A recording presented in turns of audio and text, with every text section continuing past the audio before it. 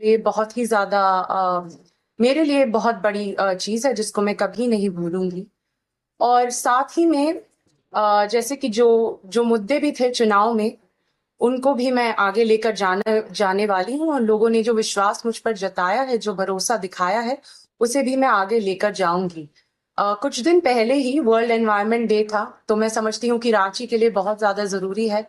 Environment की हम बात करते हैं, हमारे बहुत सारे ऐसे आदिवासी भाई-बहन हैं और सब आदिवासी भाई-बहन जो प्रकृति को पूजते हैं, उसकी पूजा करते हैं, उससे उससे प्रेम करते हैं, तो हमें भी उनसे सीखना चाहिए। और झारखंड के लिए तो हम सच में क्लाइमेट क्राइसिस हो या एनवायरनमेंट क्राइसिस हो, उस पर क्या काम कर सकते हैं, ज़रूर करें।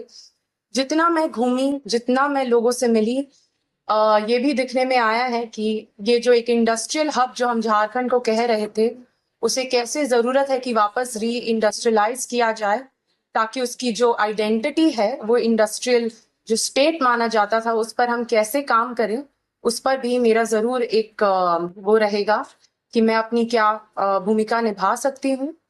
और साथ ही में मैं संजय सेठ जी को भी बहुत ज़्यादा कांग्रेचुलेट करती हूँ उनकी जीत पर, कि रांची ने उन्हें वापस चुना है।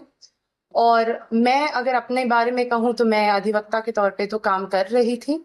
मैं आगे भी करती रहूँगी। मेरा विमेन और चाइल्ड राइट्स का जो काम है झारखंड में, मैं उसे आगे करती रहूँगी। उसके साथ-साथ मेरा एक और गोल जुड़ गया है कि यहाँ के लोगों ने जितना प्यार दिया है मुझे उस प्यार को आगे लेकर जाना है और उनके लिए मैं खड़ी रहूँगी। ये मैं बिल्कुल कहूँगी। तो अ, और बहुत धन्यवाद कि हमने बहुत कोशिश की और मुझे लगता है कि अगर हमारे पास 70,000 टू 80,000 वोट्स ज़्यादा आ जाते, तो इस चुनाव का परिणाम कुछ और ही होता। पर कोई बात नहीं, पहला चुनाव था और समय को देखकर भी हमने जितनी मेहनत की और जितने लोगों से जुड़े हैं, इसे बिल्कुल आगे लेकर जाना है। तो बहुत धन्यवाद आप सबको भी कि आप लोगों ने भी हमारी आवाज़ें को आगे बढ़ाया, हमें जितना सपोर्ट किया, मीडिया के साथियों को भी बहुत धन्यवाद। मैडम, आप ये आपकी पहचान है और आगे भविष्य में आप अपने पिता को छोड़ते ही मतलब हम राजनीति को सोच सकते हैं अपनी लीगल पहचान बनाना चाहिए, क्योंकि आगे आप क्या करेंगे जी। जब आप आएंगे तो आपकी पहचान सुबोधदार साहब की बेटी के तौर पर आपको इतनी वोट मिले, जहां से आपकी अपनी पहचान शुरू होगी। आपने अपनी पहचान बनाई और किन मुद्दों पर राजनीति के मुद्दों पर आप लड़ाई लड़ोगे। जी, जैसे कि मैंने कहा एनवायरनमेंट एक बहुत बड़ा मुद्दा है। आपका पहले अगर मैं सवाल को बताऊँ तो मैं एज़ अ लॉयर तो अपना काम करती ही रहूँगी और साथ ही में जितने लोगों ने मुझे प्यार दिया है, उनके लिए भी मैं खड़ी रहूँगी। तो बिल्कुल उनका सपोर्ट मेरे पास जो रहा है और मैं अब उनके लिए खड़ी रहना चाहती हूँ और एज़ अ एडवोकेट मेरा काम आगे बढ़ता ही रहेगा।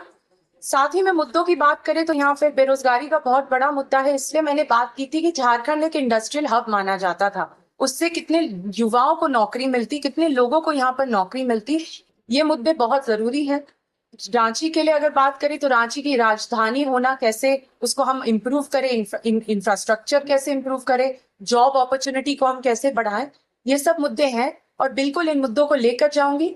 मेरा जो प्रोफेशनल काम रहा है, मैं विमेन और चाइल्ड राइट्स पे काम करती हूँ, तो झारखंड का यहाँ पर महिलाओं का मेल न्यूट्रिशन का मुद्दा है, पॉक्सो का जो मैटर है जिसपे मैं केसेस लड़ती आई हूँ, महिलाओं का डोमेस्टिक वायलेंस हो गया, मेंटेनेंस का मैटर है, इन पर तो मैं लड़ती हूँ और आगे भी मेरे केसेस चलते रहेंगे। तो मैं तो बिल्कुल लोगों के बीच में काम करती हूँ।